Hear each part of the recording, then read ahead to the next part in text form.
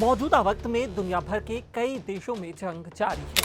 फिर चाहे वो रूस यूक्रेन की बात हो, पाकिस्तान अफगानिस्तान की बात हो या फिर ईरान इजराइल और अमेरिका के बीच की छिड़ी जंग की बात हो, लेकिन इन सब के बीच भारत अब नॉन कॉन्टैक्ट वॉरफेयर यानी कि बिना आमने सामने आए लड़ी जाने वाली जंग के लिए खुद को तैयार कर रहा है। सरकार अपनी सैन्य शक्ति को भविष्य की जरूरतों के मुताबिक ढालने के लिए सबसे बेहतर रक्षा तकनीकों पर तेजी से काम कर रही है। भारत ने न केवल 5th जनरेशन AMCA बल्कि अब आधिकारिक तौर पर 6th जनरेशन के फाइटर जेट्स के डिजाइन पर भी काम शुरू कर दिया है।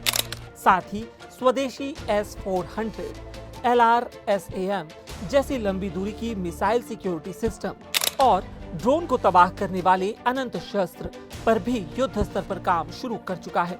संसद में पेश की गई रक्षा समिति की रिपोर्ट्स में इसका खुलासा हुआ है। भारत फाइटर जेट्स के लिए शक्तिशाली स्वदेशी इंजन, नौसेना के लिए अभेद सुरक्षा कवच और AI व साइबर डिफेंस जैसे प्रोजेक्ट्स डेवलप कर रहा है। इसके अलावा अस्त्र, नाग और ध्रुवास्त्र जैसे मिसाइलों के मार्क II वेरिएंट पर काम हो रहा है। देश का रक्षा दृष्टिकोण अब नॉन कॉन्टैक्ट वॉरफेयर की चुनौतियों को देखते हुए आक्रामक और रक्षात्मक प्रौद्योगिकियों के बीच एक सटीक संतुलन बनाने पर केंद्रित है। भारत ने ऑपरेशन सिंदूर के दौरान अपनी क्षमताओं को साबित किया था। 5th जनरेशन के विमानों और 6th जनरेशन की सोच के साथ भविष्य के युद्ध क्षेत्र के लिए पूरी तरह तैयार है। देश को मॉडर्न वॉरफेयर में सक्षम बनाने के लिए सरकार ने इसके लिए भारी भरकम बजट का प्रावधान किया है।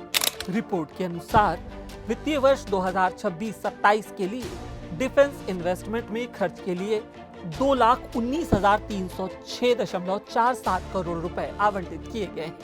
यह पिछले वर्ष के बजट अनुमान से 21.84% अधिक है। इसका बड़ा हिस्सा केवल सशस्त्र बलों के मॉडर्नाइजेशन और नए हथियारों की खरीद के लिए सुरक्षित रखा गया है। आपको बता दें कि 1 फरवरी को पेश हुए बजट पर ऑपरेशन सिंदूर का साफ असर दिखा। वित्त मंत्री निर्मला सीतारमण ने रक्षा बजट में पिछले 10 सालों का सबसे बड़ा इजाफा किया है।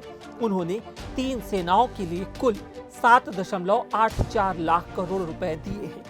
यह 2025-26 के मुकाबले करीब 1 लाख करोड़ रुपए ज्यादा है, यानी कुल 15% की बढ़ोतरी हुई है।